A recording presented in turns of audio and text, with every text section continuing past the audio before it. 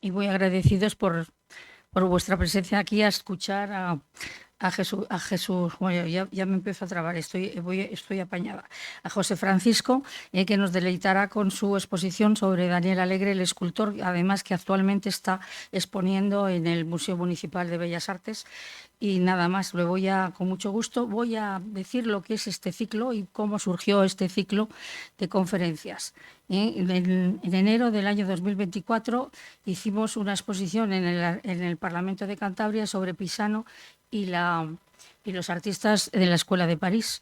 Eso me dio una idea porque vi que no eran, algunos eran bastante desconocidos, no los clásicos como Iturrino y demás, que eran muy desconocidos para la gente normalmente que ya no se acordaba de ellos, o bien nunca los jóvenes que no habían oído nunca hablar de estos pintores, ¿no? Y vamos, pintores y artistas tan creativos y además tuvieron mucho éxito en París algunos de ellos. Así que me dije, pues vamos a ver si hacemos un ciclo de conferencias. Y efectivamente le pareció el proyecto muy interesante al Parlamento de Cantabria, y allí lo hicimos en enero y la verdad que pasó muchísima gente y fue con mucho agrado se hizo esa exposición.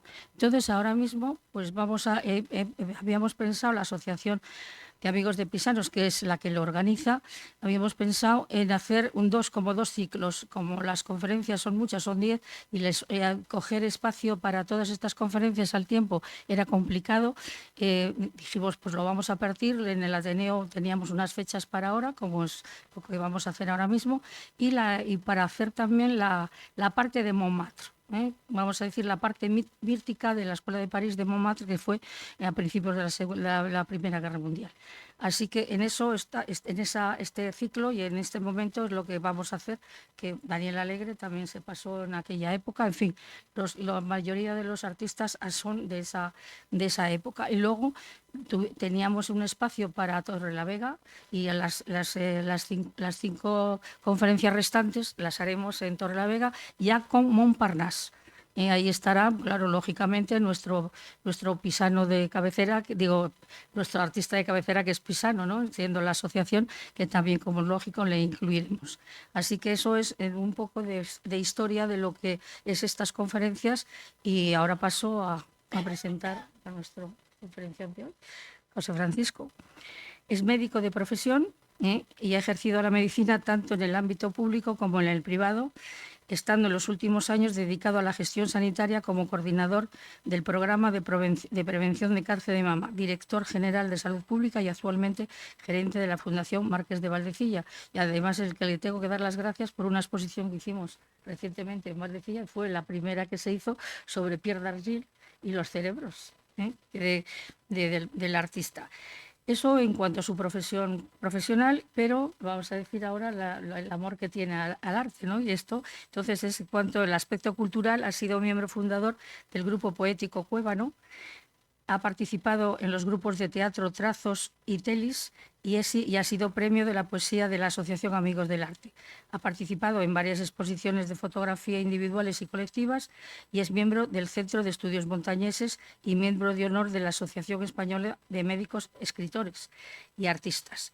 Ha publicado los libros Aprendiendo a Vivir, y participado con otros autores en el libro Daniel Alegre, que aquí le tenemos y le tienen ustedes a la entrada de la sala, si le quieren adquirir, para que también se lo pueda luego más tarde dedicar el autor. Y el Daniel Alegre, como es el título, escultor olvidado. Lo que decimos que van olvidando a grandes artistas que fueron en su momento, y es muy bueno volverlos a poner en primera fila. Y también editado recientemente por Raúl Reyes. Así esto, en este momento, pues nada, ya esto es y después de la conferencia, si quieren ustedes hacer algunas preguntas, ya se sabe que al final lo haremos. José Francisco, tuyo es el micrófono. Muchas gracias, Carmen. Muchas gracias a todos ustedes por venir aquí a acompañarnos en esta tarde. Muchas gracias a Carmen por la presentación y, por supuesto, por la invitación a participar en este ciclo. Gracias también al Ateneo.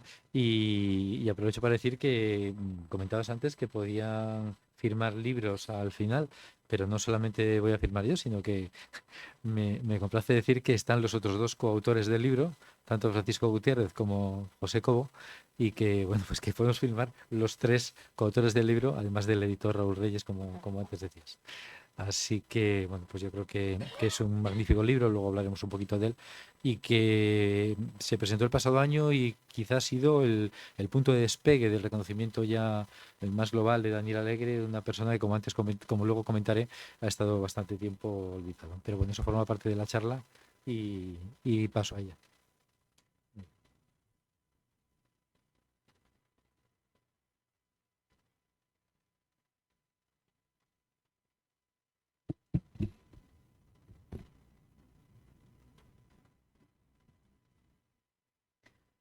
Pues como antes decía, eh, quiero agradecer a todos los que estáis aquí, a todas las personas que están aquí, y muchos compañeros del Centro de Estudios Montañeses, compañeros del Colegio de Médicos también, y bueno, pues de muchas otras actividades que nos acompañan, y que creo que siempre es importante el que podamos poner en valor a artistas de Cantabria y sobre todo a artistas que, como antes comentaba, han estado bastante tiempo olvidados, aunque ya pues hemos conseguido que algunos de ellos se vuelva a reconocer su valor como la gran personalidad artística que tuvieron y que quizá no se consideraron tanto en su tiempo.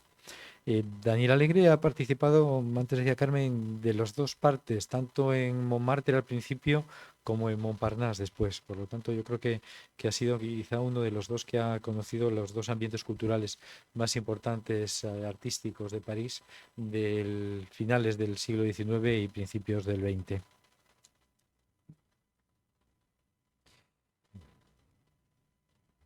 Pasamos con esto. Daniel Alegre Rodrigo nació en Escalante en el año 1887 y falleció en Santander en 1949. Fue uno de los más importantes escultores que tuvo Cantabria en el siglo XX, en la primera mitad del siglo XX, y en su tiempo fue conocido en Santander como el escultor, por antonomasia. Dejó una huella muy significativa en nuestra región, tanto por su actividad artística como por su actividad docente en la Escuela de Artes y Oficios. Fueron discípulos suyos o tuvieron influencia en su obra artistas muy conocidos como Jesús Otero, Mauro Muriedas, Víctor Orizaola, Joaquín Palazuelos, Ángel Medina, Joaquín de la Puente, etcétera. Y no lo digo yo, porque si buscamos en internet, en el diccionario de la Real Academia de la Historia de Artistas, pues aquí vemos que a Daniel Alegre Rodrigo le consideran como el más importante escultor cántabro de la primera mitad del siglo XX. Y hubiera sido también de la segunda mitad, por lo menos algunos años, porque falleció muy joven, falleció en el año 49 y no le dio tiempo a llegar a esa segunda mitad del siglo XX. Sin embargo, tras su muerte, cayó en un largo olvido, a pesar de que, como comentaba, fue muy conocido en su tiempo aquí en Santander y en toda la región.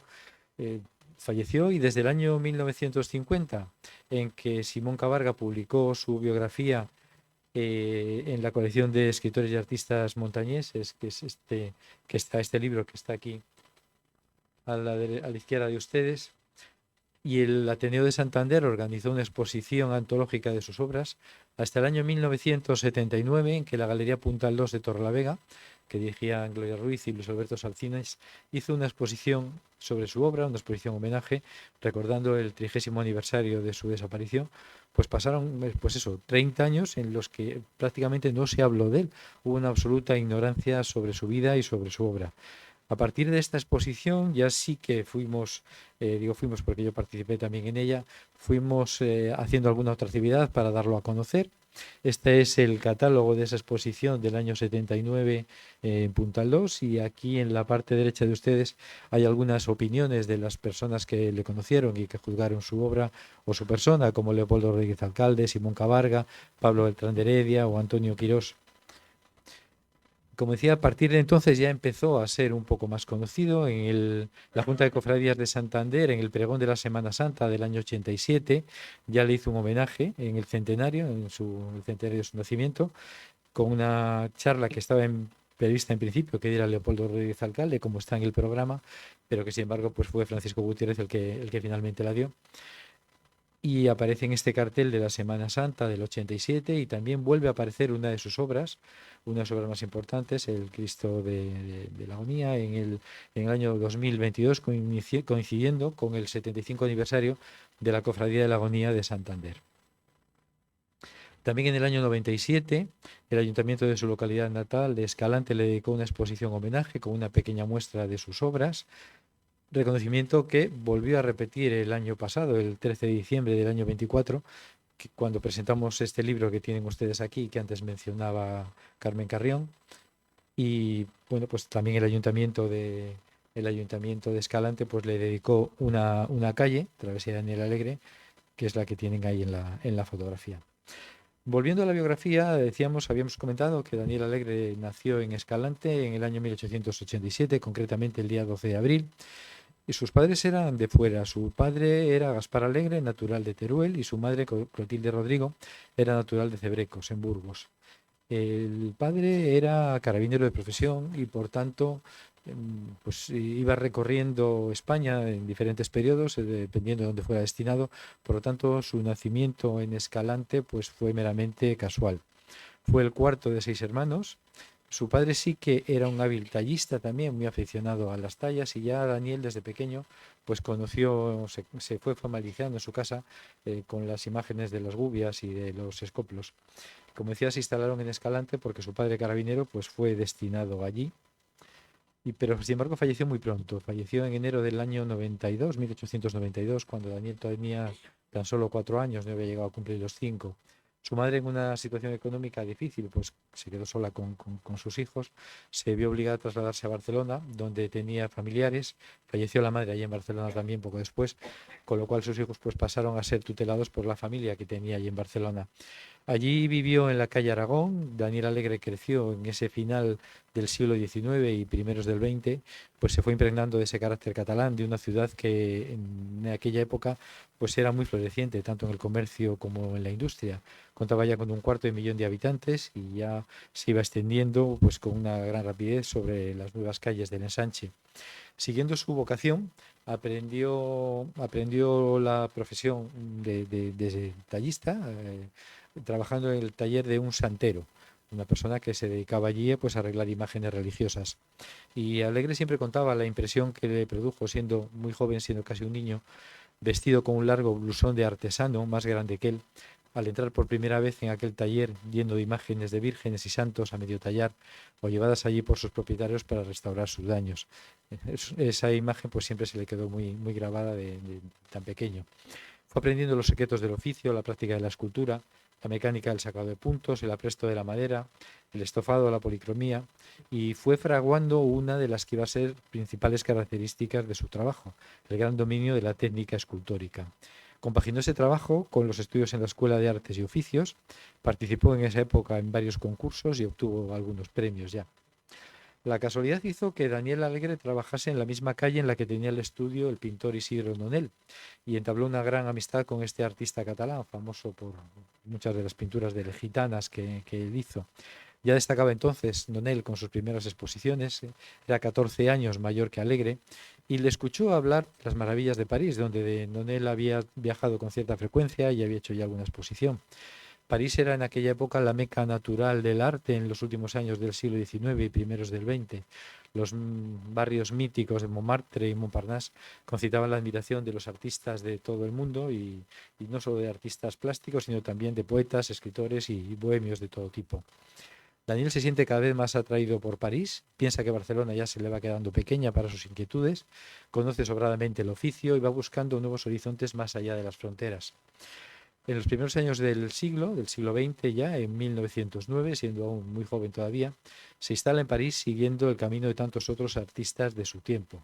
Allí pues trabajó probablemente en el Bateau Lavoir, en aquellas viviendas donde muchos artistas convivían pues casi hacinadamente. Esta es una imagen del Bateau Lavoir en el año 1910. Consiguió entrar en un taller de estatuario y conoce de cerca las obras de grandes escultores de su tiempo, como Bourdelle, Mayol, Menier en Bélgica, donde viaja a menudo, o Agustín Rodin, que estuvo trabajando Alegre en su taller un tiempo. Se especializó allí como terminador de obras, dado su dominio de la técnica, como antes comentábamos, y es alumno de Laporte-Blercy en los talleres de artistas de Larousse, el pasaje d'Anzique en Montparnasse. Estamos hablando ya de la parte de Montparnasse, que fue pues donde se trasladaron la mayor parte de los artistas a primeros ya del siglo XX. En los estudios de los artistas de Larousse, pues aquí, como todos los que conocen la época esta parisina saben, pues había una colmena, unos estudios muy pequeñitos también llenos de artistas, pues como algunos de los que hay aquí, Brancusi, Chagall, bueno, Lipsi, Modigliani, Rivera, etcétera. Allí compartió las inquietudes con otros muchos jóvenes artistas como Picasso, que era amigo de Nonel, Juan Gris, Lippi, Brancusi, Diego Rivera o María Blanchard, que llegó a París el mismo año que Daniel Alegre. Tiene esporádicas estancias en Londres o Bruselas, pero su actividad fundamental sigue desarrollándose en París y trabaja en distintos talleres como el de Antoine Bourdelle, antiguo ayudante de Rodin, y que todavía está en la calle que lleva su nombre, en la Rue Antoine Bourdelle 18, junto a la Torre de Montparnasse. Se instaló allí Bourdelle en 1885 y trabajó hasta su muerte en 1929, y hoy es la sede del Museo Bourdelle. Aquí tenemos en una fotografía de Bourdelle con sus discípulos y modelos. Aquí vemos a Daniel Alegre en esta fotografía. La lucha por la supervivencia en aquella época en París pues era difícil y relegó a un segundo plano su labor creativa, pero a pesar de todo se presentó a algunos certámenes y se vio premiada su obra en algunas ocasiones.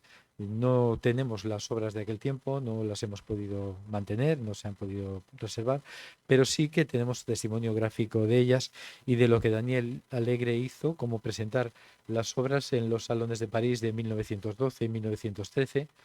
Aquí tenemos la obra de la primavera de 1912 o una pompeyana del año 1913 que obtuvo, pues como decía, aquí está recogido en el catálogo, pues las estatuas Daniel Alegre Rodrigo, nacido en España, alumno de la Pourblecy, como decía antes, pasada en CIC 2, y está recogida aquí las obras de Daniel Alegre que se presentaron en estos años.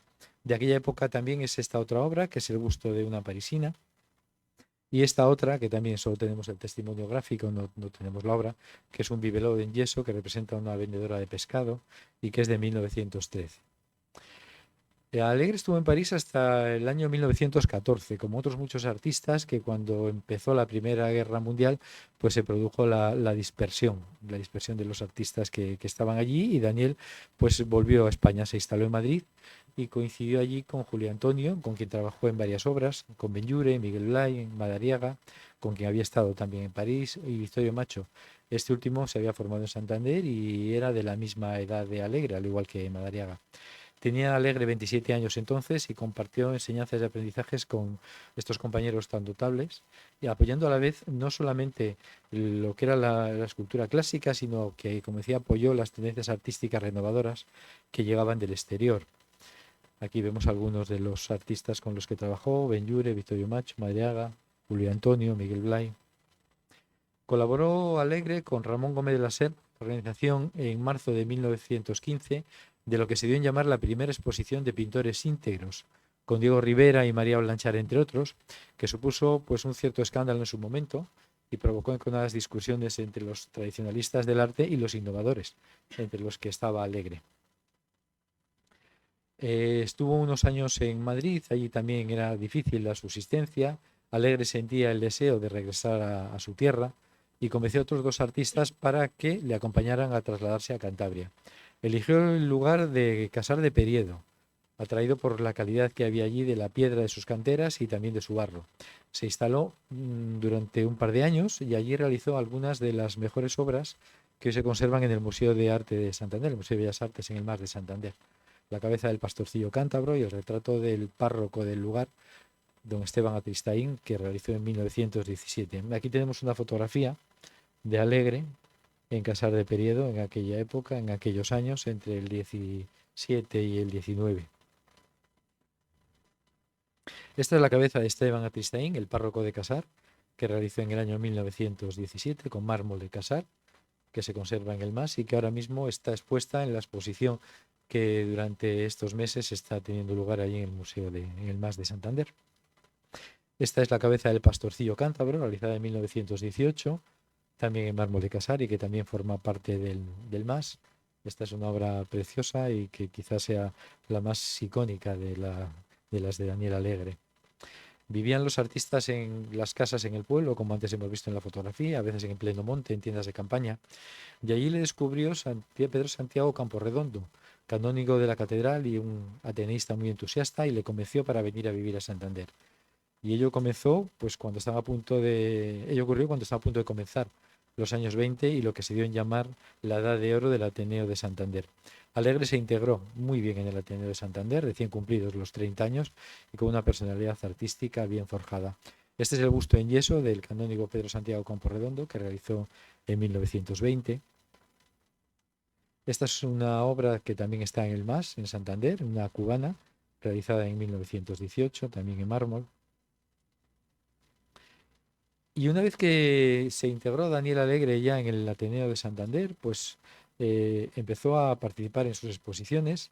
La primera exposición de obras de Daniel Alegre fue su participación en una colectiva en 1918, formando parte de la primera exposición artística montañesa que inauguró el 9 de agosto el rey Alfonso XIII. Allí mostraron sus obras más de 40 artistas. Había 31 pintores, como Alvear, Riancho, Salces, Solana, Ricardo Bernardo, etcétera, y una sección de escultura que era menos numerosa, pero que, según recoge la información de la época, había obras muy notables pues, de Victorio Macho y varias de Daniel Alegre. Desde su llegada, Daniel Alegre se convirtió en un habitual de esta casa, en un habitual del Ateneo, y su presencia siempre tenía una personalidad especial. Hablaba Simón Cabarga de que siempre venía vestido de negro, con sombrero de copa aplastada, bastón, ojos pequeños y brillantes, bajo espesas y enérgicas cejas, y hablando en una extraña mezcla de francés, catalán y castellano. Aquí le vemos en una fotografía de un homenaje que se hizo a Gutiérrez Solana en septiembre del año 34, en el cual vemos aquí a Daniel Alegre en la segunda fila. En el año 1941, el 4 de agosto, fue nombrado presidente de la sección de artes plásticas. Y como curiosidad, destacar que no solamente se dedicaba a la escultura, sino que también le gustaba mucho la música. Había cantado en Barcelona de joven, en los coros clavé, y en 1920 el Ateneo convocó un premio de folclore para fomentar la música y la canción regional, y los ganadores fueron nada menos que Tomás Maza Solano y Sisto Córdoba, pero un accésit correspondió a Daniel Alegre por su obra Trasmiera, volviendo a sus orígenes.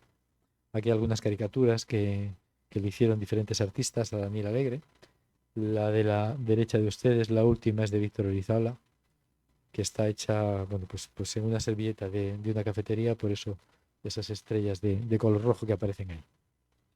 Comenzó a trabajar en la faceta artística que le ha dado más fama a la imaginería religiosa, y en el año 1919 hizo una imagen de la Dolorosa por encargo de la Hermandad de la Milicia Cristiana, destinada a la iglesia de la Compañía. Tallada en madera de cedro, sorprendió por su magnífica ejecución, y Pic, en la atalaya del 12 de julio, escribió: «Es un prodigio de ejecución y de policromado. Es lo mejor en escultura religiosa que ha visto Santander».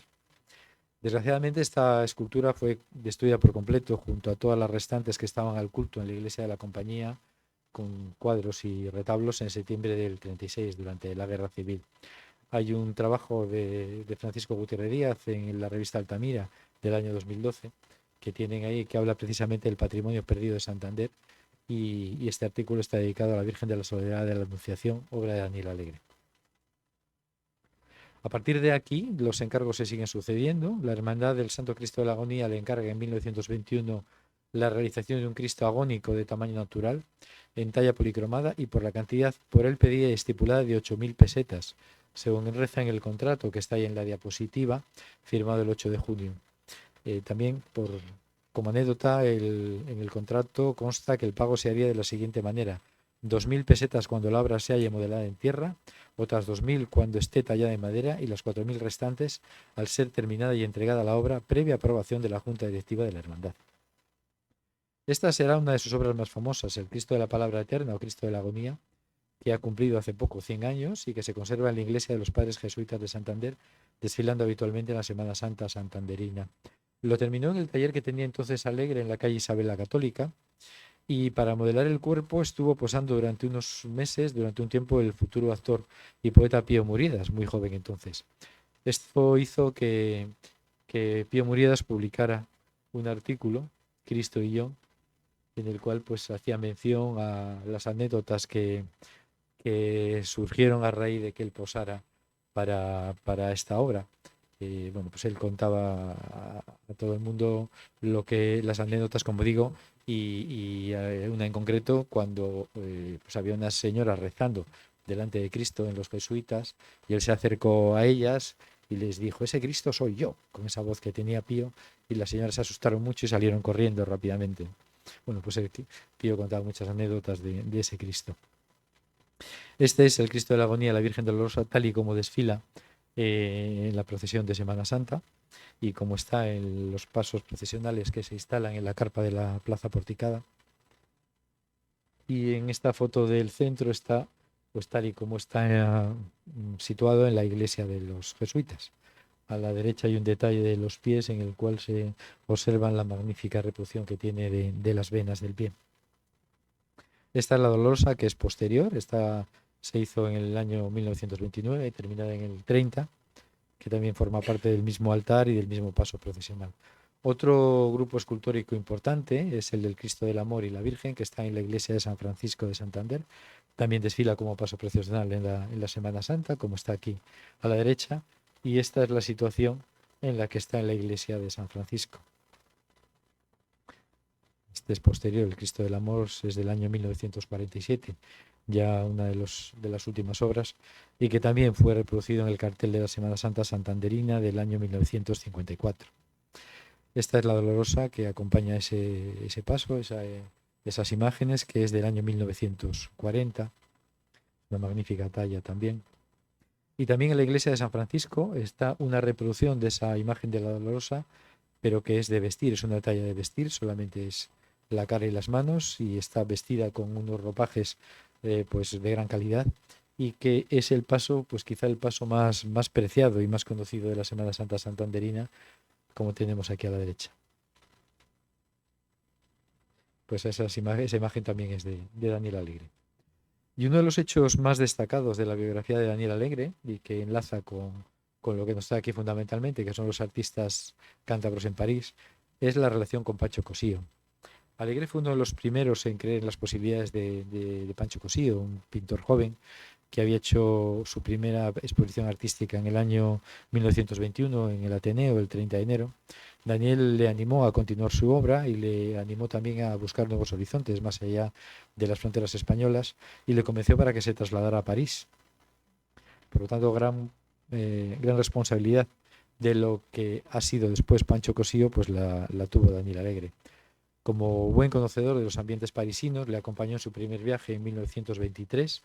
Se instalaron en el Hotel May, que está ahí aquí a la izquierda de la pantalla. Le facilitó los primeros contactos en el mundo bohemio y artístico, y Cosío se mudó después a la calle Eugène Carrier 42 en Montmartre y después a Montparnasse, donde estaba el centro del mundillo artístico por aquella época. Al marchar a París, Cosío cedió a Daniel Alegre su taller, que estaba en el último piso de la primera casa entonces del Pasaje del Artillero, luego ya destruida con el incendio. Aquí tenemos una fotografía muy curiosa del año 1947, en el que vemos a Daniel Alegre junto con Pancho Cosío, con Miguel Vázquez, con Carlos Sansegundo, con Fernando Calderón y con Ángel Medina. Pues 6 artistas muy importantes de Cantabria.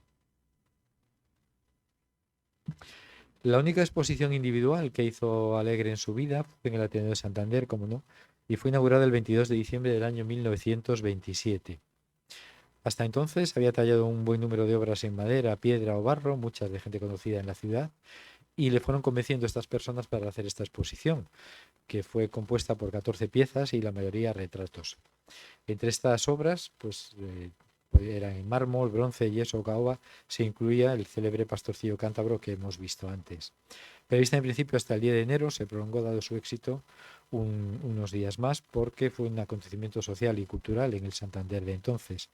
De hecho, en el diario Montañés del 11 de enero del año 28, en la primera página del diario habla de la exposición de Daniel Alegre. Como decía, fue todo un acontecimiento cultural y artístico para el Santander de aquel tiempo. Estas son las 14 obras que componían la exposición, que están aquí recogidas en el catálogo. Como se ve, pues la mayor parte eran retratos de gente conocida de Santander. Luego vamos a ver muchos de ellos, muchos de la familia Cabrero y de la familia Calderón. En enero del 29, Alegre contrae matrimonio con Concepción Venero en la iglesia de Santa Lucía y se traslada a vivir a un chalet de la ciudad Jardín, donde instala su estudio. Deja el del pasaje del Artillero y se instala aquí ya en la ciudad Jardín, donde ya no se moverá hasta su fallecimiento. En su taller son habituales las tertulias y frecuentan artistas jóvenes como Ricardo Bernardo, Flavio San Román, Víctor de la Serna, Gerardo Diego, Jesús Otero, que estuvieron entre sus visitantes y entre sus mejores amigos. En 1932 participó en una exposición colectiva denominada Arte Regional en la Feria de Muestras, junto a artistas como Pisano, Casimiro Saiz, Riancho, Solana, Iturrino, Gerardo de Alvear, y escultores como Charines, Jesús Otero o Mauro Muriedas. Por aquel tiempo, la Diputación de Santander convocó unas becas para artistas jóvenes y Alegre fue elegido para formar parte del tribunal que juzgaría los méritos de los aspirantes a la beca de escultura. A pesar de fuertes presiones y recomendaciones que recibió hacia uno de los aspirantes, la opinión de Alegre fue inflexible y decidió que la beca fuera para Mauro Muriedas, y el premio consistía en una pensión por 3 años en Madrid, siempre que el pensionado hiciera progresos, con una dotación económica de 1.500 pesetas mensuales. La verdad es que Mauro Muriedas siempre agradeció aquella determinación de Alegre, a pesar de las presiones que comentábamos, para que fuera él el elegido. Y con motivo de la exposición homenaje a Alegre que comentábamos antes, que se hizo en Torrelavega, en Puntal 2, en el año 79, pues Mauro Muriedas recordó aquella circunstancia en un artículo publicado en el diario Montañés con el título de homenaje particular a Daniel Alegre, que es este artículo que tenemos aquí. Vamos a ver algunas de las obras. Este es un busto de José Calderón García, en piedra de Escobedo, del año 1920. Muchas de ellas están actualmente, como comentaba, en la exposición del MAS y cedidas por la familia Calderón. José Cobo, agradezco tu participación para que estas obras hayan podido ser vistas por el público en el museo. Asunción Gómez de Rueda. Aquí hay varias figuras. Hay una de mármol del año 25 y otra de caoba del año 23. Busto de Fernando Calderón Gómez de Rueda, hecho en bronce en el año 1926. Como se ve, son obras magníficas de una gran calidad y un magnífico acabado. Doña Asunción Calderón Gómez de Rueda, obra de mármol de 1920. Teresa López de Arroyave de Calderón, otro busto en mármol también en 1920. Observes el detalle tan magnífico del pelo. Esta es la figura que está recogida en la portada del libro que tienen ustedes ahí delante. Este es un busto de la señora Carmen Calvo de Domenech, hecho en mármol también en el año 1920. Retrato de Ana Torres Quevedo, esposa de José Cabrero, un busto en mármol del año 26. Ana Torres Quevedo fue la modelo que sirvió después a Daniel Alegre para alguna de las dolorosas que hemos visto antes. Un busto en bronce de José Cabrero, en el año hecho en 1926, en bronce. Ahí figura la firma de Daniel Alegre y la fecha, el pie del busto. Este es un autorrelieve en bronce del presidente de la Diputación Provincial, Alberto López Algüello, que hizo en 1925. Y este es el busto del doctor Madrazo. Hizo primero un modelo en yeso y luego otro en piedra en el año 1927. Este estuvo mucho tiempo delante del antiguo Sanatorio Madrazo de Santander, y cuando el Sanatorio Madrazo pues, fue cerrado, se llevó a la casa natal de los Madrazo, de la familia Madrazo, en Vega de Paz, y está allí mismo, en esa casa de los Madrazo, esperando a ver si se consigue hacer un museo del doctor Madrazo allí, como parece que dicen que se va a hacer. Por lo menos el gobierno de Cantabria ya ha adquirido la casa, ha adquirido ya el espacio, y vamos a ver si conseguimos que se haga ese museo del doctor Madrazo, presidido seguramente por este magnífico busto de Daniel Alegre. Otras obras destacadas de Alegre son los monumentos funerarios, esculturas funerarias. Esta es la estatua del obispo Sánchez de Castro, que está hecha en tamaño natural, totalmente de piedra, Se instaló en la Catedral de Santander en el año 1922 y ha sobrevivido milagrosamente al incendio del año 41. Esta es una imagen ampliada de esa magnífica obra. Esta es otra escultura funeraria que está en la Catedral de Ciudad Rodrigo, hecha en el año 1943, la estatua orante del obispo López de Arana. Y este es el mausoleo del párroco Ceferino Calderón, que está en Torrelavega, en la iglesia de la Asunción. Falleció en 1928 y el monumento se hizo en el año 1931, poco después de fallecer. Y se firmó el contrato en 1930 por 14.000 pesetas a cobrar en 3 plazos. Lo menciono porque, como decía antes, es anecdótico para saber un poco lo que se cobraba entonces por este tipo de obras. Cristos, aparte de los que hemos visto antes, hizo varios más. Este es un Cristo de la Agonía para la Iglesia de los Dolores de Tegucigalpa. Este está en Honduras, lo hizo en 1925. Aquí vemos una foto de Daniel Alegre con el Cristo en su taller. Ahí hay otra foto, aquí a la derecha hay otra foto del mismo Cristo en su taller con alguna de las esculturas que hemos visto antes, uno de los bustos que hemos visto antes. También hizo el busto de José María de Pereda en Polanco en el año 1929. Este es un corazón de Jesús que se instaló en Comillas en 1930 en Piedra de Escobedo. Era un corazón de Jesús de gran tamaño, pero que sin embargo también fue destruido. En la guerra civil también fue destruido. Este es el Cristo de la Buena Muerte, encargado por la Archicofradía de la Pasión, en 1939. Está en la iglesia de los Pasionistas, aquí en Santander.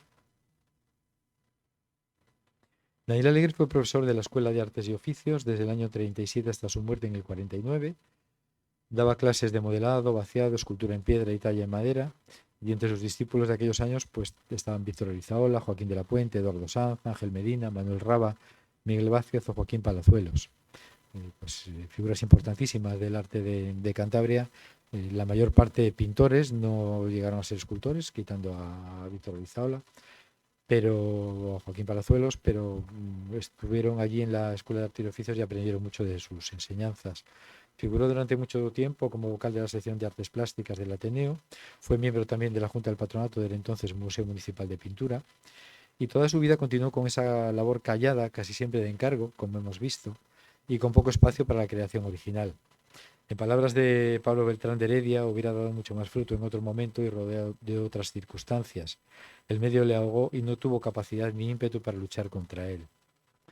En 1933 realizó la placa conmemorativa del lugar donde vivió José María de Pereda, en el número 4 del Paseo de Pereda, que le dedicó el Ateneo de Santander en el centenario del nacimiento de Pereda.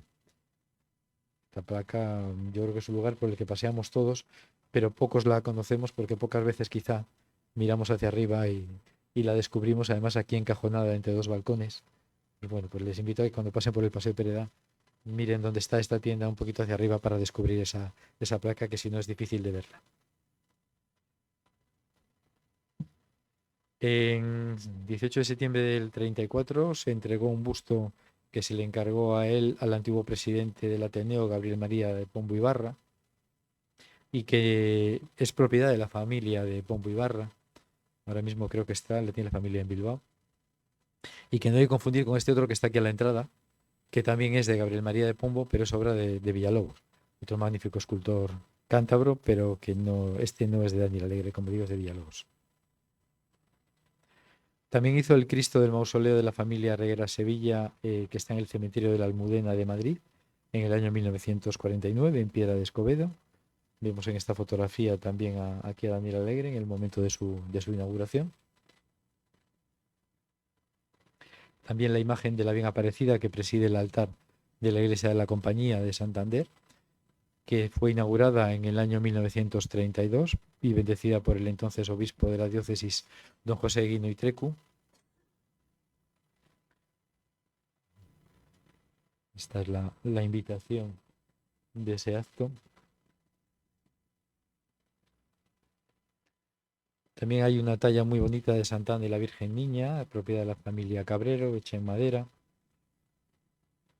Otra Sagrada Familia de madera, del año 1920. Y este es un corazón de Jesús del año 40, en piedra de Escobedo, que está en el panteón de la familia Corona en el cementerio de Ciriego. Es similar al que había en Comillas y que fue destruido en la Guerra Civil, pero de mucho menor tamaño. Este es poco más de tamaño natural y el otro era pues casi el doble de tamaño. Este es un San Isidro que está en la iglesia de Santa Lucía, aquí cerquita, del año 1945. Aquí en Santa Lucía tiene mucha obra que vamos a ver ahora. Una dolorosa del año 41, también aquí de la iglesia de Santa Lucía.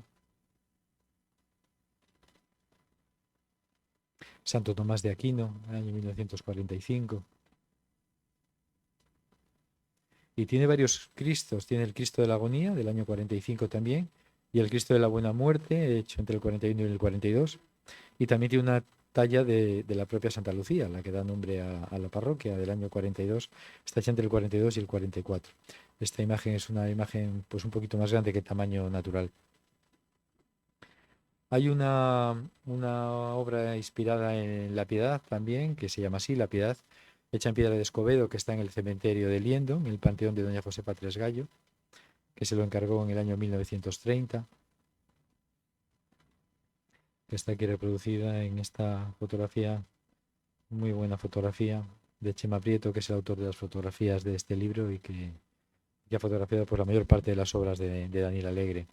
Y este es un monumento al teniente Fuentes Pila, que seguramente que también conocen casi todos, que está en los jardines de Mesones, en el Sardinero, el héroe de la guerra de Marruecos, que se hizo en el año 42, pero que sin embargo no fue fundido hasta unos años después de la muerte de Daniel Alegre. Curiosamente, en el inventario de bienes y derechos del ayuntamiento figura busto del teniente Joaquín Fuentes Pila en el Parque Doctor González de Mesones, con una valoración de 21.636 euros. Lo digo pues como anécdota, en el año 2013, está valorado en 21.636 euros, como digo, en esa valoración de bienes y derechos del Ayuntamiento de Santander. También la familia Fuentes Pila le encargó este otro monumento que está en el parque que hay junto al Ayuntamiento de Puente Viesgo, en lo que era la casa de los Fuentes Pila. Y esta es una pastorcilla cántabra realizada en el año 1921, se supone aproximadamente, y que no sabemos dónde está. Está en paradero desconocido. Sabemos que estuvo presente porque tenemos el catálogo de la primera exposición de pintura y escultura de Castilla y León que se celebró en Santillana del Mar en el año, pues entre el año 29 y el año 30, de septiembre del 29 a septiembre del 30. Figura en el catálogo esa reproducción de la cabeza de niña cántabra de Daniel Alegre, que tenemos aquí también a la izquierda suya, pero que no sabemos más, no sabemos ahora mismo dónde está. Y es una pena porque sería el complemento ideal y lógico del pastorcillo cántabro, pero pensamos que está en manos de algún particular que en su día lo debió de adquirir y bueno, pues ahora mismo no sabemos dónde está. Estas son unas herramientas de trabajo de Daniel Alegre que le regaló a Jesús Otero, que como antes decíamos fue discípulo suyo, pues cinceles, punteros, gradinas. Y ya llegamos al final de su vida. Su fallecimiento tuvo lugar en el año 1949, en la madrugada del día 13 de octubre, cuando tenía 62 años de edad. Por eso decía yo antes, falleció relativamente joven. Por eso decía antes que si hubiera podido vivir unos años más, pues probablemente hubiera sido el escultor más importante de la primera mitad del siglo XX y de parte de la segunda, porque realmente murió joven. Se había organizado en aquella época en Santillana del Mar la primera semana de arte, convocada por la llamada Escuela de Altamira, del 19 al 25 de septiembre del año 49, y participaba en ella un grupo de innovadores del arte abierto a las ideas más renovadoras y aperturistas. Y es que, curiosamente, aunque la obra de Alegre parece muy clásica y muy formal, sin embargo, como ya vimos cuando participó en la exposición de pintores íntegros de Madrid con Ramón Gómez de la Serna, pues sin embargo era muy abierto a las vanguardias y a las ideas renovadoras. Allí había personas como Ricardo Gullón, La Fuente Ferrari, pues Santos Torrella, José Hierro, Maruri, pues muchísimos artistas e intelectuales cántabros y españoles que participaron en esa escuela de Altamira, y ahí estaba Daniel Alegre. Dentro de la programación de la Escuela de Altamira había una excursión a los picos de Europa, y en esa excursión Daniel Alegre pues sufrió un ictus, tuvo una pérdida de conciencia, y iba en el autobús acompañado por Jesús Otero, y Jesús Otero lo recordaba después muy nítidamente, y lo expresaba así: Daniel Alegre iba junto a mí cantando canciones montañesas, recordando sus tiempos de solista en los coros clave de Barcelona. De repente cayó desplomado.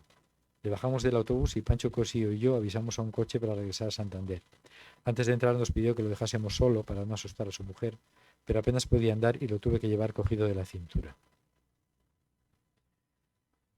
Siguió trabajando unos días más, pero falleció poco después, en la madrugada del día 13 de octubre, cuando estaba en su taller esculpiendo el busto de Sisto Córdoba, gran amigo suyo, y que acudía muchas veces a su casa, donde solían cantar ambos canciones montañesas. Ya comentamos antes la afición de Alegre por el folclore montañés.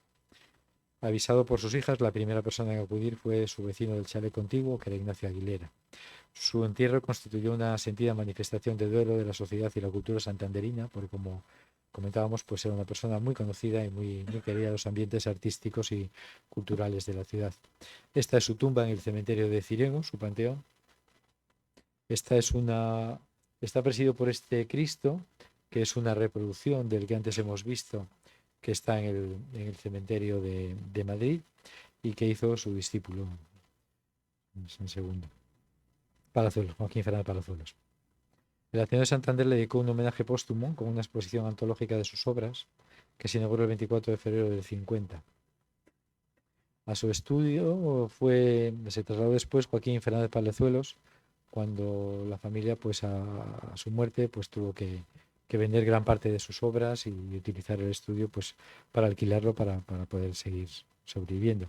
Joaquín Fernández Palazuelos es un autor que, como decía, fue discípulo suyo, fue el autor de ese Cristo que preside su panteón. No es muy conocido, pero quizás su obra más conocida es esta, que está en el Paseo de la Segunda Playa, junto a los Jardines de Mesón de Santander, la famosa Caracola, que yo creo que todos conocemos, aunque su nombre real es Desarrollo. En el año 96, la Junta Vecinal del pueblo de Casar le dedicó un homenaje, y en ese estuvo presente, ya muy mayor, la persona que le sirvió como modelo para la realización del Pastorcillo cántabro en el año 17, Nando el de Malia, como le llamaban en el pueblo. Pues en ese año 96 estuvo presente, fue muy bonito, porque era una persona muy mayor, evidentemente, y pues verle tan mayor y ver la cabeza del pastorcillo de cuando era pequeño, pues fue un acto muy emotivo para todos. Y el Pleno Municipal del 30 de junio del año 2005 acordó poner su nombre a una calle en la zona de Peñacastillo, siendo concejal de Cultura César Torrellas, asesor cultural Ramón Viadero y jefe del Servicio de Cultura Enrique Álvarez. El Pleno tomó la decisión de dedicar una calle al pintor Daniel Alegre. Bueno, pues aquí hay un primer error, pero no solamente está este error, sino que a fecha de hoy, que han pasado ya pues 20 años, ¿no?, sigue sin ponerse la placa en la calle. Es decir, la calle está asignada, pero no tiene placa. Aparte que es una calle que no tiene portales, en un lateral allí en Peñacastillo, en fin. Creo que no es la calle más propia para homenajear o para honrar a este escultor, pero es que ni siquiera tiene la placa puesta. En fin, así son las cosas. Bien, para acabar vamos a ver algunas más obras. Nos quedan todavía unos minutos, y yo creo que, como lo más importante de todo, aparte de contar la vida del autor y del escultor, es ver sus obras, pues vamos a ver ahora algunas más.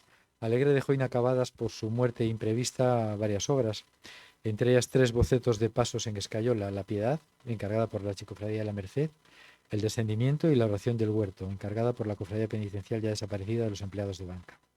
Aquí había alguna noticia de prensa que hablaba de ese nuevo paso para la Semana Santa, la Oración del Huerto, pero que, pues sin embargo, no llegó, aunque estaba hecho el boceto, pero no llegó a realizarse, no llegó a materializarse. Aquí vemos los bocetos: el de la Oración del Huerto, que antes salía en la nota de prensa, y el boceto del Descendimiento, que ese boceto sí que le tiene la familia de la Hoz.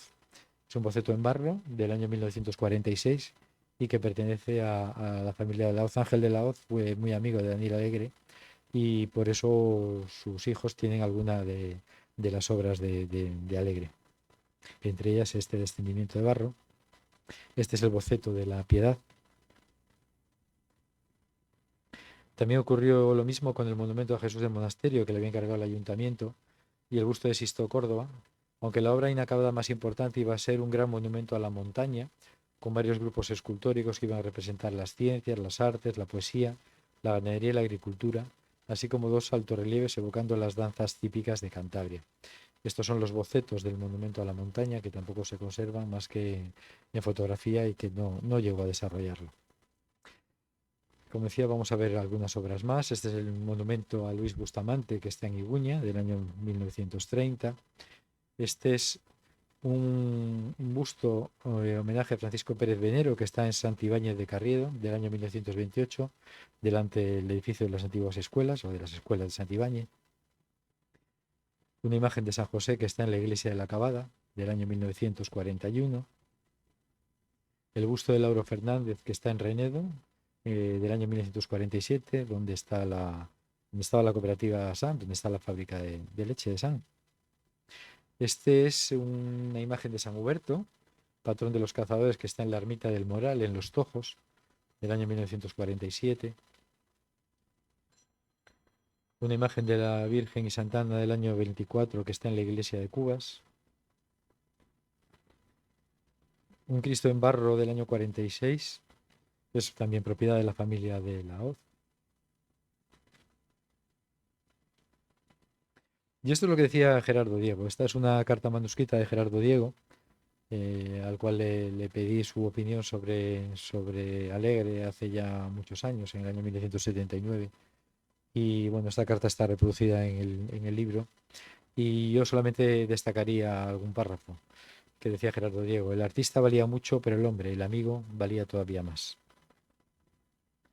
Y esto es todo. Muchas gracias y a su disposición para cualquier pregunta o comentario que quieran hacer.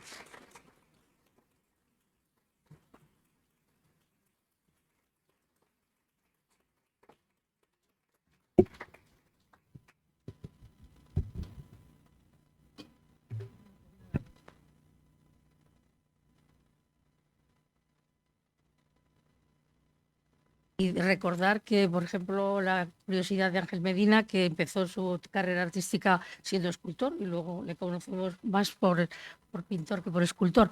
Pero bueno, vamos a ver las preguntas que puedan hacer, si dispuesto Jesús, para contestarlas. ¿Quién es la primera? ¿No hay preguntas? ¿Curiosidades tampoco?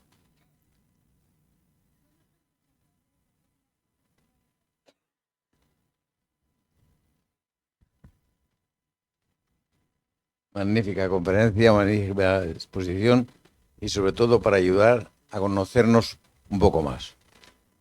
Y sobre todo también conocer la tragedia que al final vivieron por la economía. Y yo pensaba al principio que el camino a la escuela de París, sobre todo era una escuela de arte y también de economía, es decir, de valorar lo que el artista trabajaba. De todas formas, muchísimas gracias y encantado de conocerlo con este libro tan delicioso y vuestra exposición. Muchas gracias. Muchas gracias, Zacarías. Me alegro que te haya gustado. Sí, efectivamente, casi todos los artistas que fueron a París lo que hicieron fue una gran lucha por la supervivencia, porque era muy difícil la vida entonces y había que trabajar pues como hizo Alegre, de terminador de obras, pues había que sobrevivir para luego ya volver en algún momento y ya poder desarrollar las creaciones. Que en algunos casos eran pues con mayor intensidad porque pudieron dedicarse más a crear y en otros casos como el de Alegre pues fueron prácticamente encargos que se le hacían y tuvo poco tiempo para la creación, que fue siempre relegando, y por eso esas obras que hemos visto al final que quedaron sin terminar, que quizá eran las más creativas, pues bueno, pues ahí se fueron relegando por los encargos que tenía continuamente. ¿Alguna pregunta más? Nada. Estupendo, pues yo he descubierto muchas cosas, verdaderamente, y hay gente que además que se conocía, y las fotos que había, sobre todo la Escuela de Altamira, verdaderamente es algo que también deberíamos recordar, que aquello fue un hito dentro de la cultura artística de Cantabria, y la gente que hemos conocido también, que participaron en ella. Luego se habla también de Joaquín de la Puente, que fue director del Casón del Buen Retiro, en fin, de muchísimas personalidades que hemos tenido también en Cantabria, que verdaderamente a mí me ha gustado volver a escuchar, a ver los nombres y saber de que están ahí presentes. Pues nada, de todas maneras, como hemos dicho al principio, hay unos libros en la entrada por si alguno de ustedes quiere que se lo firmen y están ahí a su disposición también. Tengo ahí los dípticos que hemos hecho para las conferencias, ya que esta es la segunda conferencia y muchas de las personas que han vuelto ya lo tuvieron, ya lo recogieron. Si alguien lo quiere, están aquí a su disposición para que pasen a recoger el díptico para las siguientes conferencias también que va a haber. La próxima será de Laura de Gil, hablará de María Blanchard.